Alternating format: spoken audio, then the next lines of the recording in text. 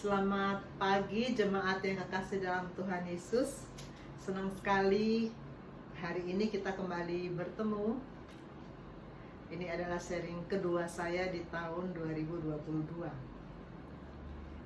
Seperti biasanya, apa yang saya sampaikan adalah apa yang saya terima sebelumnya dari Bapak Rohani dan hamba-hamba Tuhan di Gesim ini. Tanggal 3 April kemarin, Bapak Rohani menyampaikan judul sharing hamba yang takut akan Tuhan. Dan di introduksinya, beliau mengatakan bahwa manusia baru itu ikuti kebenaran yang tersingkap. Kalau kita katakan kita manusia baru, kita harus ikuti kebenaran. Dan Bapak Rohani menyanyikan lagu Walking with Jesus, jalan serta Yesus. Kita katakan kita jalan serta Yesus. Itu sebetulnya siapa ikut siapa. Walking with Jesus, who follow who. Banyak orang Kristen begini, doa. Tuhan, hari ini aku akan pergi ke sini, lalu aku akan melakukan ini, lalu aku akan begini, berkati aku, tolong aku, amin. Jadi yang mengikuti kehendak Tuhan, yang mengikuti kehendak kita, atau kita yang mengikuti kehendak Tuhan? Tuhan ikut kita atau kita ikut Tuhan? Banyak orang Kristen berdoa begitu. Tuhan, hari ini aku sudah merencanakan ini, berkatilah, tolonglah, amin. Siapa ikut siapa?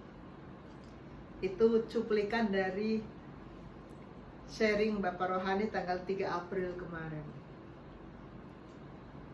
Siapa ikut siapa sebenarnya? Lalu tanggal 10 April, Pastor Pierre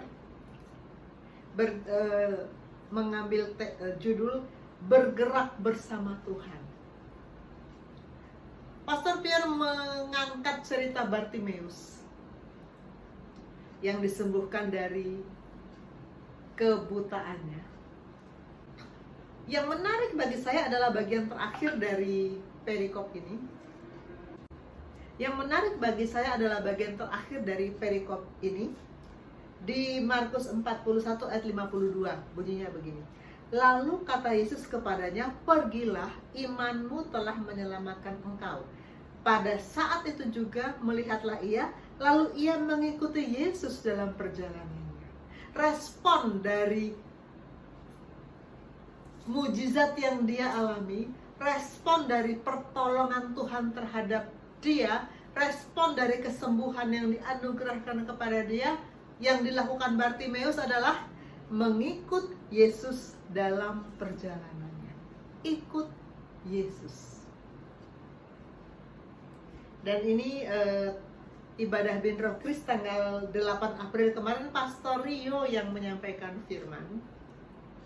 Dan beliau mengambil dari Matius 4 ayat 19. Yesus berkata kepada mereka, mari ikutlah aku. Ikutlah aku. Siapa ikut siapa? Bartimeus mengikut Yesus. Yesus berkata, ikutlah aku. Maka sharing saya pada hari ini akan mengambil judul Follow Jesus.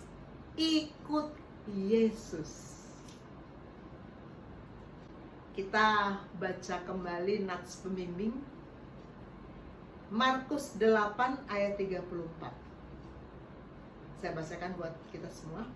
Lalu Yesus memanggil orang banyak dan murid-muridnya dan berkata kepada mereka, setiap orang yang mau mengikut aku, ia harus menyangkal dirinya, memikul salibnya, dan mengikut aku. Amin. Seperti biasa, saya mau menggunakan sistematika what, why, how. Apa sih follow Jesus? Kalau tiba-tiba ada orang datang, lalu dia ngomong sama semua, yang ada di sekitarnya. Kalau dia tiba-tiba muncul dari pintu, maka semua yang daerah sekitar pintu mendengar dia ngomong, siapa yang mau ikut saya? Respon kita apa? Lu siapa? Bapak itu siapa ya? Ngajak-ngajak kami, emangnya mau diajak kemana? Lalu kami mau diajak ngapain? Bikin jelas dulu dong urusannya. Jangan main ngajak-ngajak begitu ya. Follow Jesus. Kalau kita mendengar kata-kata follow, yang langsung terpikir adalah media sosial. Ada namanya follower. Ada following, ada follower. Dalam ibadah Bidrokris kemarin, pastornya bilang rata-rata follower kita 1000. Karena itu, apa yang kita sampaikan dalam media sosial kita, itu akan dilihat oleh 1000 orang itu. Kalau kita sampaikan firman, maka itu akan menjangkau 1000 orang itu. Ada followers. Tapi followers di media sosial apakah sama dengan followers kalau kita follow Jesus? Di media sosial kita bebas mau follow, mau unfollow, tinggal klik, bebas, nggak ketahuan juga. Kalau tiba-tiba saya unfollow Priska, dia juga nggak tahu, nggak ada yang nyampein ke dia, dan dia juga nggak peduli mau follow mau nggak follow. Follower Ellen masih banyak kok. Follow unfollow di media sosial mah biasa, nggak penting. Kemudian, apakah kita kenal dengan orang yang menfollow kita? Apakah kita kenal dengan orang yang kita follow? Nggak juga. Paling cuma tahu namanya. Lalu banyak orang yang tiba-tiba follow saya, tapi saya nggak tahu dia siapa. Kalau untuk menfollow saya selektif banget. Saya ogah follow yang saya nggak kenal banget. Tapi yang follow saya kenal enggak kenal, ya follow aja. Apakah ada interaksi antara kita dengan followers kita? Enggak juga. Belum tentu dia lihat apa yang kita posting. Belum tentu dia komen. Kadang ada yang komen. Kalau kok asli pede aja sih pasti komen. Kalau nggak komen saya chat, komen. Biar seru. Apakah ada interaksi antara kita dengan followers? Nggak selalu. Paling dari 1700 followers, yang komen paling 5, 6. Kok asli pede koja paling. Tidak ada interaksi. Follow Jesus nggak kayak begini. Follow Jesus beda dengan follow di media sosial. Ada lagi followers di dunia kerja. Saya kalau visit setiap hari, selalu ada sejumlah koas yang ikut saya seperti ini. Kemana saya pergi, mereka ikut. Saya periksa pasien, mereka lihat. Saya mengerjakan tindakan, mereka lihat. Saya sambil ngajarin, sambil ngasih tahu kepada mereka. Tapi di luar dari itu, di luar dari kebersamaan di rumah sakit, masing-masing pulang sendiri-sendiri. Di luar dari jam kerja, mau ngapain masing-masing, saya kan nggak ikut campur. Mereka juga nggak ikut campur saya ngapain. Hanya pada batas tertentu mereka follow saya. Dan apakah kalau mereka follow saya, mereka akan melakukan persis seperti yang saya lakukan nantinya? Nggak tentu juga. Mereka follow, belum tentu menyimak loh. Belum tentu mereka bisa mengerjakan persis seperti yang saya kerjakan. Belum tentu. Follow Jesus nggak seperti ini.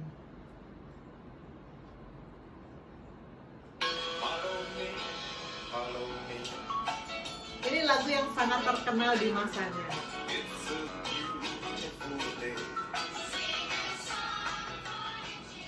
Oscar Harris dikelilingi oleh anak-anak kecil dan dia bilang follow me, follow me. Anak-anak ikut nyanyi. Tapi mereka ikut bener nggak? Enggak, cuma nyanyinya doang. Cuman mau senang-senang doang. Follow Jesus nggak seperti ini. Seperti biasa saya suka buka kamus ya biar nggak salah. Apa arti kata ikut? Apa arti kata follow? Apa arti kata ikut menurut kamus? Menyertai orang bepergian. Jadi ada kegiatan, ada aktivitas. Dan kita menyertai orang itu, orang yang beraktivitas itu, dan kemudian melakukan apa yang dia kerjakan. Itu follow, itu ikut. Menyertai dan melakukan.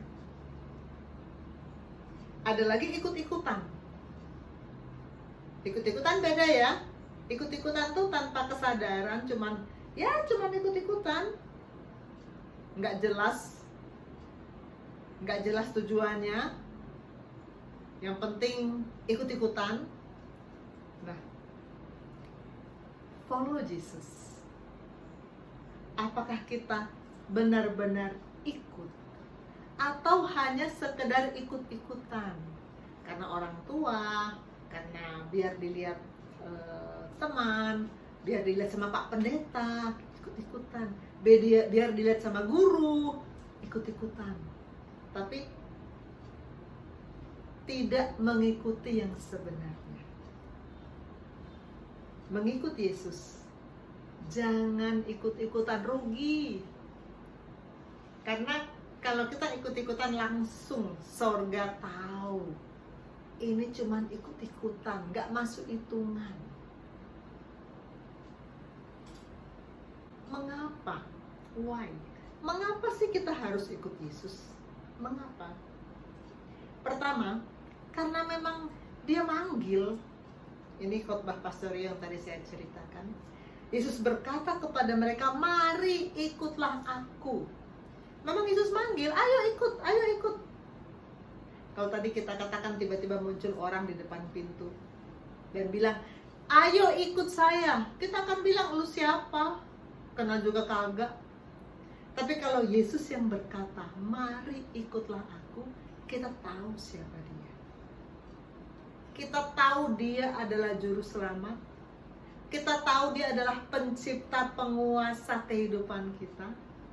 Maka kalau dia katakan, mari ikutlah aku, maka kita pasti akan bilang, iya Tuhan, saya ikut Tuhan. Karena dia Allah yang maha kuasa, Allah yang mengendalikan kehidupan kita, Allah sumber berkat, Allah sumber kehidupan. Bodoh banget kita kalau nggak mau ikut. Dia manggil, mari ikutlah aku. Maka kita harus ikut, follow Jesus. Kedua, kenapa kita harus ikut Yesus? Karena dia jalan, dia kebenaran, dia hidup. Satu-satunya pribadi yang mengatakan akulah jalan, kebenaran, dan hidup, itu hanya Yesus. Tidak seorang pun datang kepada Bapa kalau tidak melalui aku. Dia jalan. Kita butuh jalan untuk sampai ke tujuan. Bayangkan kalau kita lagi naik mobil nih, tiba-tiba jalannya habis, berhenti, jalannya buntu, di depan kita terbentang pegunungan, nggak ada jalan. Kita bisa sampai tujuan apa enggak? Oh enggak. Kita butuh jalan. Saya pernah mengalami waktu saya ke Swiss di akhir musim gugur, mau masuk musim dingin. Salju sudah banyak dan ternyata ada bagian jalan yang kami mau lewati, tertutup sama salju, berhenti, nggak ada jalan, nggak bisa ngapa-ngapain, tunggu pertolongan. Kita selalu butuh jalan untuk bisa sampai ke tujuan, dan Tuhan Yesus berkata, aku jalan, bukan yang lain. Maka kita harus ikut Yesus.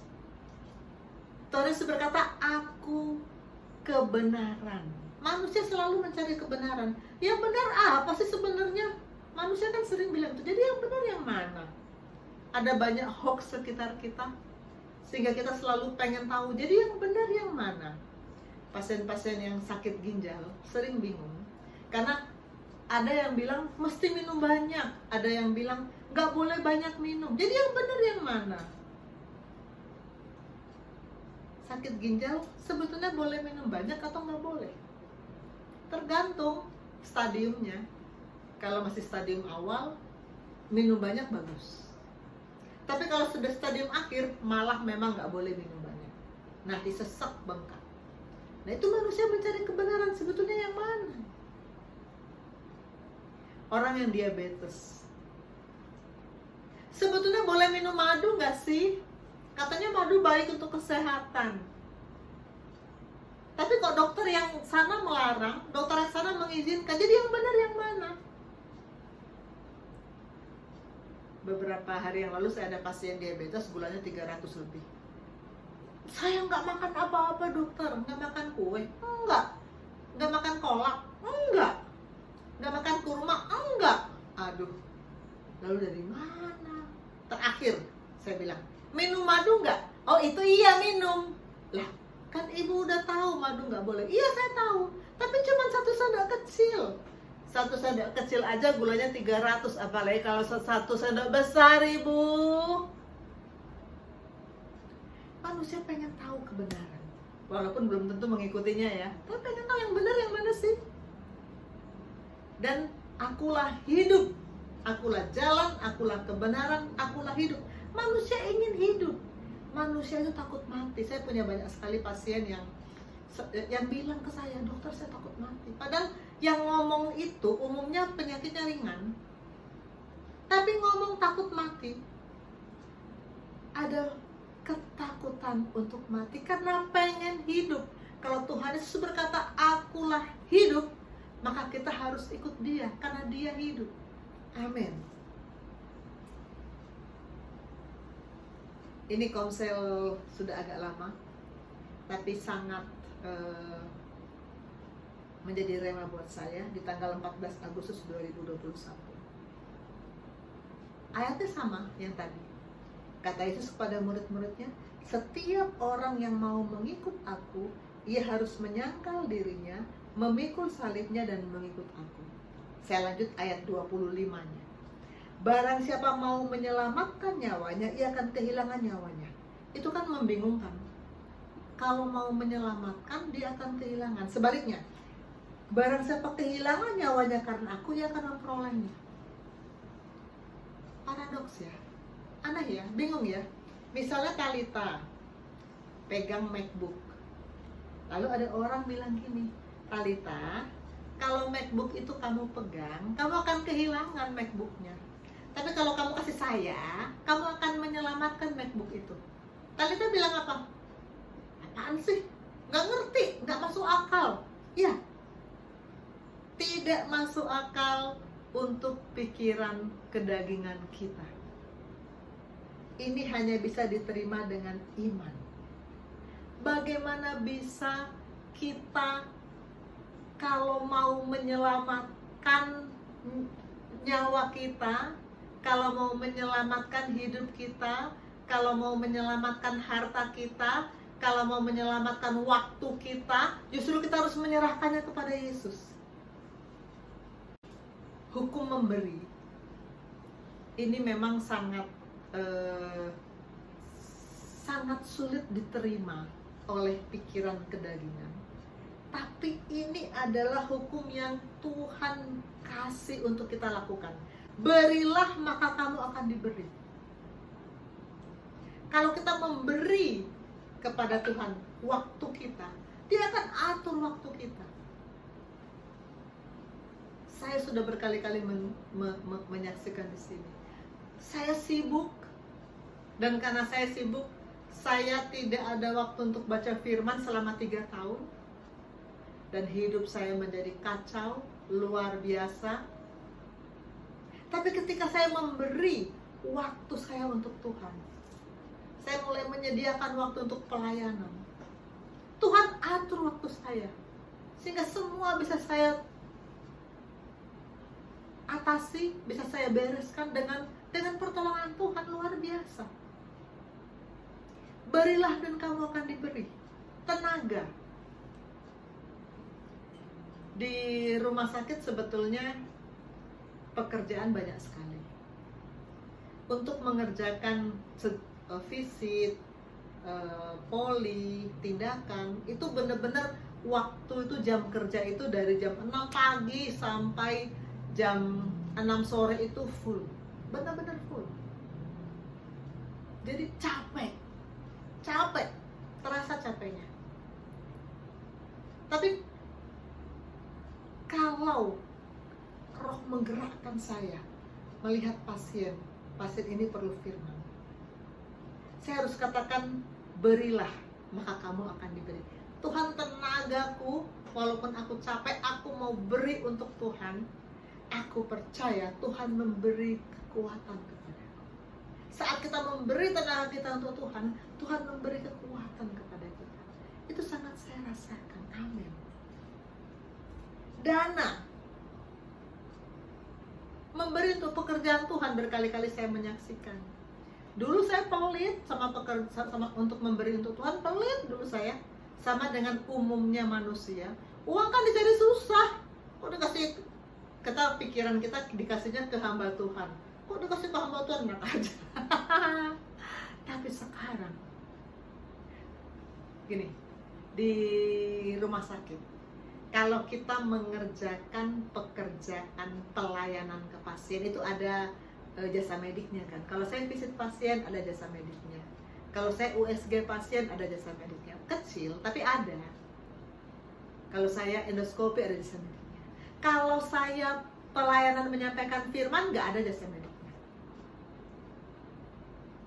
Jadi kalau saya mau 100% bekerja di rumah sakit untuk cari uang, nggak mau saya melakukan pelayanan pasien, menyampaikan firman. Orang nggak ada jasa mediknya. Tapi Tuhan bilang, berilah maka kamu akan diberi. Kalau saya katakan, ini memang nggak ada jasa mediknya, tapi saya dapat jasa medik dari Tuhan, amin. Saya lakukan. Jasa mediknya dari mana? Dari Tuhan. Berilah maka kamu akan diberi. Ini memang satu paradoks yang luar biasa, yang hanya orang Kristen yang dewasa rohani, yang sudah memastikan bahwa dia memang menghayati kehidupan hamba, bisa mengalami ini. Berilah maka kamu akan diberi. Kalau kita mau mempertahankan, kita akan kehilangan. Tapi kalau kita mau memberikan untuk Tuhan, Tuhan akan mengembalikan berlimpah-limpah kepada kita. Dari iman ke iman, seperti biasa saya selalu suka men-sharingkan kalau saya merasa pas dengan apa yang saya renungkan ya. 28 Maret, judulnya Pulihkan Rasa Kehilangan Anda. Ini sebetulnya juga buat saya penyingkapan baru. Dikatakan begini, jika Anda pernah membutuhkan seorang untuk memberitahu Anda cara untuk membalikkan segala sesuatu, pergilah kepada Tuhan. Dia pakar mengenai hal itu. Dia telah menderita kehilangan melebihi siapapun yang pernah hidup. Sampai sini saya bingung. Tuhan kehilangan, bukannya dia punya semua.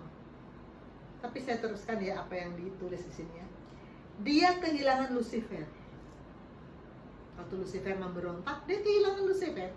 Dan dia kehilangan paling sedikit sepertiga dari malaikatnya. Ketika Lucifer jatuh, kan dia mengajak sepertiga dari malaikatnya ikut sama-sama dengan dia. Lalu dia kehilangan pria dan wanita diciptakannya. Ya, ketika Adam Hawa jatuh, kan dia kehilangan Adam Hawa. Ya juga ya. Dan ketika, karena dia memberikan mereka kekuasaan di atas bumi, maka dia kehilangan itu juga. Dia Tuhan Allah sudah merasakan, mengalami kehilangan yang sangat banyak. Mulai dari Lucifer, masuk sepertiga malaikat, Adam dan Hawa, dunia, kehilangan. Tapi caranya untuk memperoleh kembali adalah dengan memberikan anaknya yang tunggal. Luar biasa. Berilah maka kamu akan diberi. Suatu takaran yang dipadatkan, diguncang akan tumpah keluar. Saat Allah memutuskan memberikan anaknya yang tunggal untuk menebus kita, maka dia memperoleh kembali manusia-manusia ciptaannya yang mau kembali kepadanya. Bukankah itu mengejutkan? Dia mempunyai setiap pilihan untuk menebus segala sesuatu yang kehilangan dari dirinya. Dia mempunyai segala kebijaksanaan dan kuasa yang tersedia baginya. Dan dari semuanya itu, hukum memberi itulah yang dipilihnya untuk digunakan. Dia memberi anaknya yang tunggal. Kita baru merayakan Paskah seminggu yang lalu. Allah melakukan hukum memberi, dan dia menerima orang-orang tebusannya kembali kepada dia. Dia memberi sesuatu yang paling tidak bisa digantikan dari miliknya, putranya yang tunggal. Lalu dia mendukung pemberiannya itu dengan imannya sendiri. Ketika hukum memberi dan menerima telah diterapkan, Tuhan Allah yang Maha Kuasa bukan hanya menerima kembali putranya yang tunggal, tapi juga jutaan putra lainnya sekaligus termasuk kita. Memberi dan menerima hukum yang luar biasa, yang hanya bisa kita terima dengan iman, dan hanya bisa dilakukan oleh Kristen yang dewasa rohani. Amin. Maka kita akan mengerti, kalau mau menyelamatkan nyawa, kita justru kehilangan nyawa. Tapi kalau kita kehilangan nyawa karena Tuhan, kita akan memperolehnya. Kalau kita mau menyelamatkan waktu, kita akan kehilangan waktu. Tapi kalau kita mau memberikan waktu untuk Tuhan, kita akan memperolehnya. Kalau kita mau menyelamatkan uang kita, kita akan kehilangan uang kita. Dengan cara apapun, ada musibah, ada sakit penyakit, kita akan kehilangan. Tapi kalau kita mau memberikan untuk pekerjaan Tuhan, kita akan memperoleh berlimpah-limpah. Amin. Ayat 26. Apa gunanya seorang memperoleh seluruh dunia, tapi kehilangan nyawanya? Apa gunanya seorang memperoleh seluruh dunia, tapi kehilangan nyawanya? Apa yang dapat diberikan untuk pengganti nyawanya? Gak ada.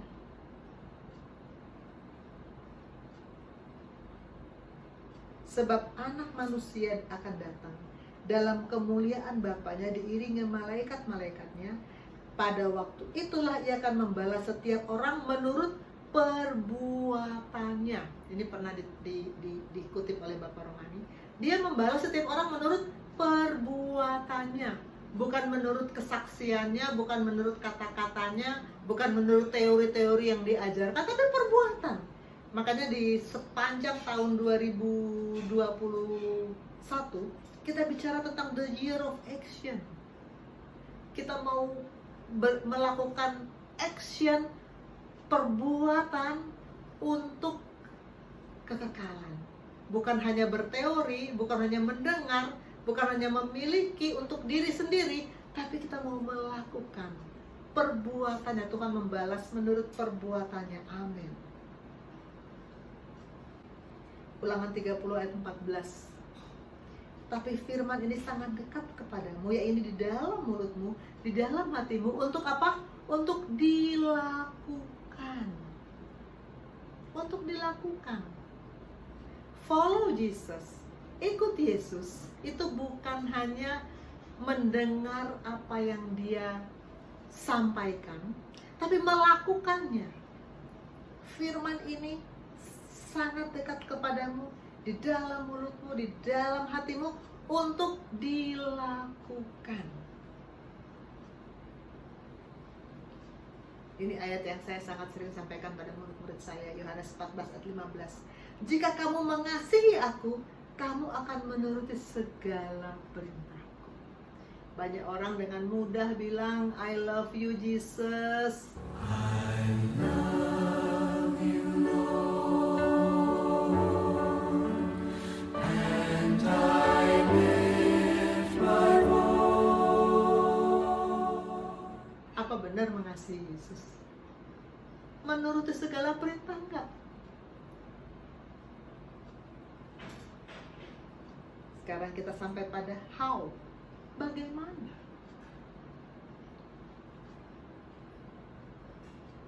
Dalam Markus 8 ayat 34, Tuhan Yesus memanggil orang banyak dan murid-muridnya dan berkata kepada mereka, setiap orang yang mau mengikut aku.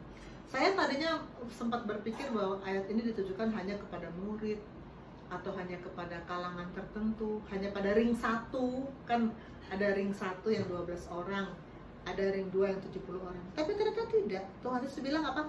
Setiap orang. Berarti syarat untuk mengikut Yesus berlaku untuk setiap orang. Bukan hanya untuk pendeta, bukan hanya untuk penginjil, bukan hanya untuk PDM. Untuk setiap orang. Setiap orang harus apa? Menyangkal diri, memikul salib, dan ikut aku. Sangkal diri, pikul salib, ikut aku. Sangkal diri. Sangkal diri itu apa? Mengesampingkan identitas duniawi kita dan fokus pada identitas kita sebagai pengikut Tuhan. Saya pernah cerita ketika saya visit, saya sebagai konsulen senior, lalu perawatnya salah ambil buku, kita sudah keliling, baru dia bilang, dokter bukan, saya salah ambil buku, kita ulang lagi. Kalau saya tempatkan posisi saya sebagai konsulen senior, marah saya. Nggak mau saya muter 2 kali. Tapi saya katakan saya hamba Tuhan. Saya ikut. Nggak boleh komplain. Mengesampingkan identitas duniawi. Saya punya identitas sebagai guru. Kalau bahasa kerennya dosen. Saya ada janji pertemuan Zoom dengan murid. Berkali-kali terjadi, ini Zoom untuk pertemuan hanya berdua karena mau pelayanan pribadi. Berkali-kali terjadi, saya sudah masuk di ruang Zoom, muridnya belum ada. Kalau saya memposisikan saya sebagai guru, habis itu murid. Nggak pernah ada ceritanya duluan guru yang masuk Zoom daripada baru muridnya, nggak ada ceritanya. Tapi saya berkali-kali mengalami. Kalau untuk pertemuan ilmiah itu tidak pernah terjadi. Saya masuk mereka sudah lengkap. Tapi kalau untuk pelayanan pribadi berkali-kali terjadi. Saya bisa marah kalau saya mau marah, karena memang itu secara penilaian dunia kan kurang ajar tuh mereka. Tapi kalau saya marah, pelayanan bubar. Kalau saya posisikan saya sebagai guru, pelayanan bubar karena saya akan tersinggung, akan marah. Maka saya posisikan saya sebagai hamba Tuhan yang mau menyampaikan pesan Tuhan. Tidak boleh tersinggung, tidak boleh marah. Puji Tuhan, pelayanan tetap berjalan. Saya sudah menunggu sekian lama, telepon sana telepon sini, akhirnya nongol juga tuh murid. Tapi puji Tuhan, murid-murid yang seperti itu kebanyakan ditangkap Tuhan dan sekarang menjadi murid-murid yang luar biasa. Amin. Pikul salib. Pikul salib apa? Mati terhadap ambisi duniawi dan mengarahkan pada keinginan Tuhan. Matikan ambisi duniawi. Dulu saya punya ambisi media sosial saya. Saya pengen isi dengan acara-acara, video-video yang heboh, yang view-nya banyak, video-video yang menurut penilaian dunia, wih keren. Tapi itu menghabiskan waktu saya dan membuat saya tidak fokus pada pelayanan. Sekarang saya mematikan ambisi itu. Dan sekarang video-video yang saya buat adalah video-video pelayanan. View-nya dikit memang. Ya enggak apa-apa. Tuhan juga tidak mencari popularitas. Siapa yang memang Tuhan gerakkan untuk menyimak, dia mendapat berkat dari firman itu. Arahkan pada kepentingan Tuhan. Waktu saya menerima tugas sebagai ketua Bin Roh Kris, saya berpikir Kalau saya bikin acara yang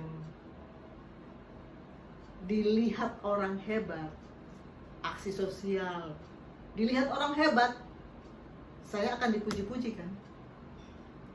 Tapi apakah itu keinginan Tuhan? Enggak. Keinginan Tuhan adalah saya menyampaikan firman pada pasien. Maka ambisi-ambisi untuk bikin aksi sosial, bikin acara-acara yang dipandang dunia keren, matikan. Lakukan apa yang Tuhan mau. Lakukan pelayanan. Dunia tidak perlu memuji, sorga yang memuji. Amin. Ini konsel Gesim tanggal 21 Agustus kemarin. Maukah, ini Bapak Rohani yang khotbah, masihkah Anda serius mau ikut Tuhan Yesus? Kalau Anda jawab ya, maka Anda harus mati bagi diri sendiri. Itu pikul salib. Mati terhadap ambisi duniawi, itu mati bagi diri sendiri.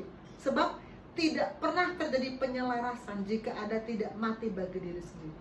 Penyelarasan, saya selalu bicara kepada murid-murid saya bahwa kita harus menyelaraskan pikiran, perasaan, kemauan kita dengan firman.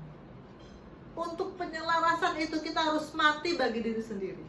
Nggak mungkin kita mau mengikuti pikiran kita tapi juga mengikuti pikiran Tuhan. Nggak mungkin.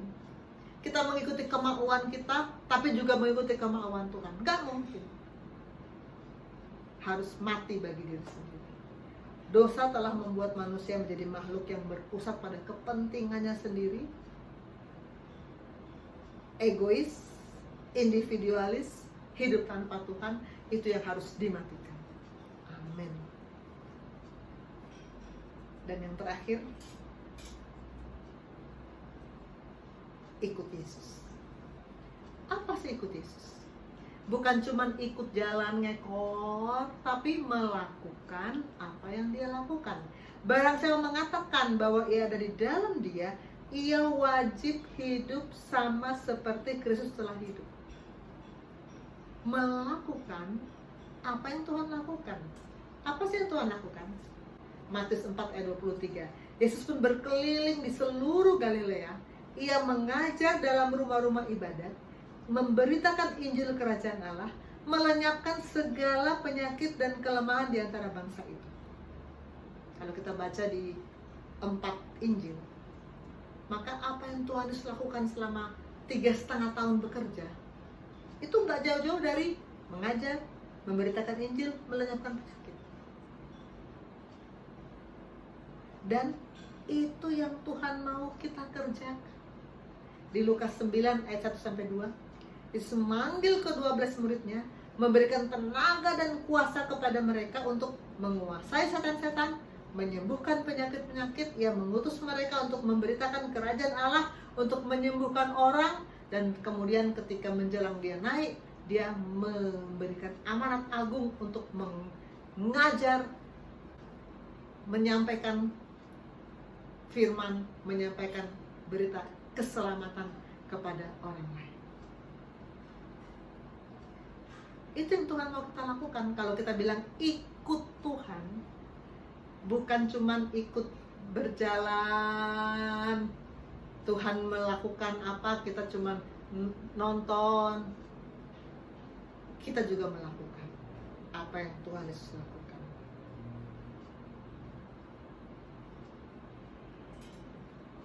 Amanat agung. Karena itu pergilah, jadikan semua bangsa muridku, baptislah mereka dalam nama Bapa, Anak, dan Roh Kudus, dan ajarlah mereka. Selalu saya menekankan ajarlah mereka. Karena itu saya selalu kepada murid-murid saya mengajar mereka melakukan segala sesuatu yang diperintahkan Allah kepada kita. Amin. Yohanes 20:21, kata Yesus sekali lagi, damai sejahtera bagi kamu, sama seperti Bapa mengutus aku, demikian juga sekarang aku mengutus kamu. Kita diutus. Kalau kita bilang, ayo kita followernya Jesus, maka kita diutus. Saya diberkati oleh dari iman ke iman pada tanggal 31 Maret. Ini tepat sekali karena Bapak Rohani sedang mengajar kita tentang bond slave. Judulnya dari putra menjadi hamba.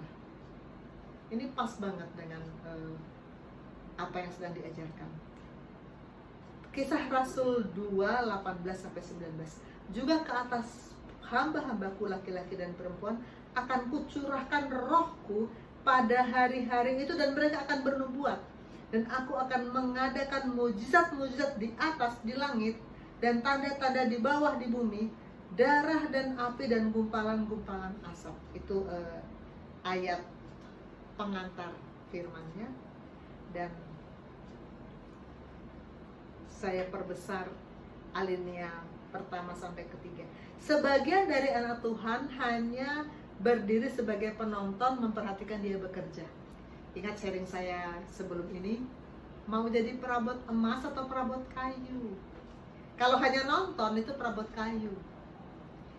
Namun lainnya telah menjadi bagian penting dari pekerjaan ini, itulah perabot emas. Mereka telah merelakan dirinya untuk pelayanan dalam pasukan besar akhir zaman ini. Mereka telah menjadi hamba-hamba laki-laki dan perempuan dari Tuhan. Hamba itulah yang berfungsi. Siapakah hamba laki dan perempuan itu? Mereka adalah orang-orang yang telah menyerahkan diri sepenuhnya kepada Tuhan. Mereka adalah orang-orang yang tidak cukup puas hanya menjadi anak yang lahir baru, bayi rohani, tapi mereka memasuki perhambaan berdasarkan kasih kepada Bapa, menjadi hamba yang berfungsi. Para hamba laki-laki dan perempuan dari Tuhan ialah mereka yang berkata, aku mau terlibat dalam kegiatan Tuhan saat ini.